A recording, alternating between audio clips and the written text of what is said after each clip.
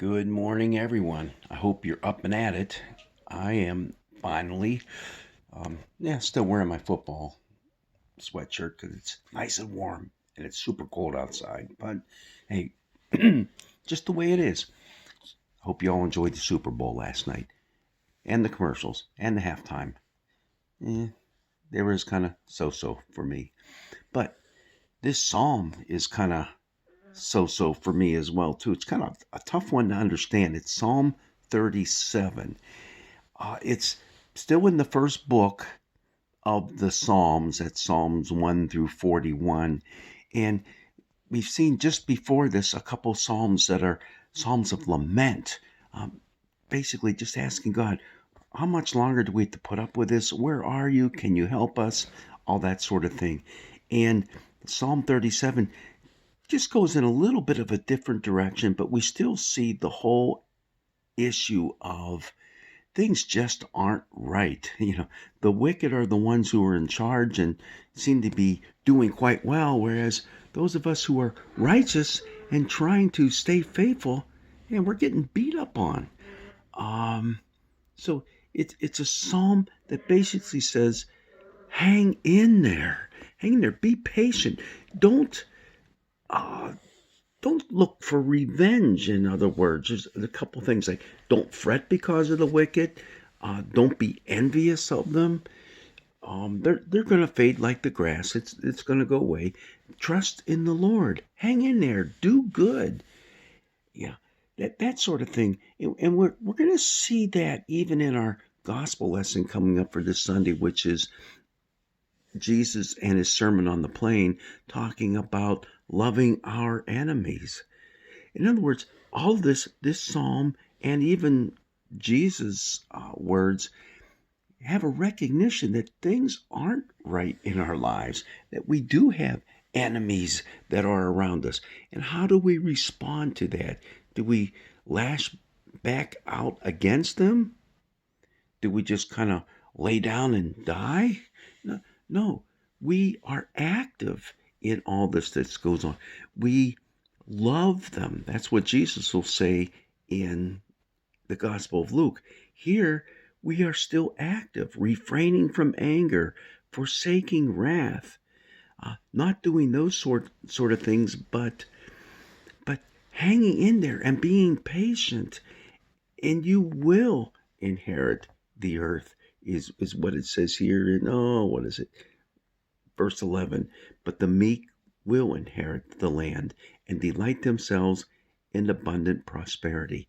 It may not be evident, it may not be here right now, but our duty as people, as children of God, created in his image, are to keep at it in faithfulness. The last two verses of the psalm, we skip a whole bunch of stuff in between from verses 12 through 38. It's a lot of different pithy little sayings that fall in the category of wisdom literature. You would almost think you're reading Proverbs when you're reading this psalm. And it keeps talking about how the wicked aren't going to be the ones who are victorious in the end. It's going to be those who are faithful to Yahweh and to God. And verse 39 and 40 summarize it well. The salvation of the righteous is from the Lord. He is their refuge in time of trouble. So you know where to go. And apparently this psalm was written during a time of trouble. The Lord helps them. The Lord rescues them.